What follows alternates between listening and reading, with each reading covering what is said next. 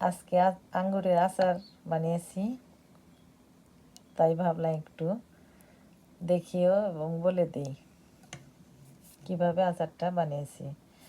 এখানে 250 গ্রাম আঙ্গুর আছে, 1 কাপ চিনি, আর এই চা চামচের 1 চামচ সর্ষের তেল, এই চা চামচের 2 চামচ পাঁচফোড়ন, 2টা শুকনা মরিচ সাথে ভেজে নিয়েছি।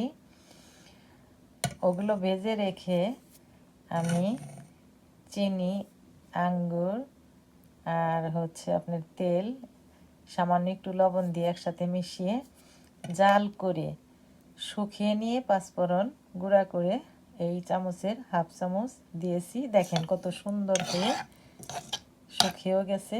আর আচারটা আমরা খেয়েও দেখেছি, খুবই লোভনীয় এবং খুবই টেস্ট হয়েছে।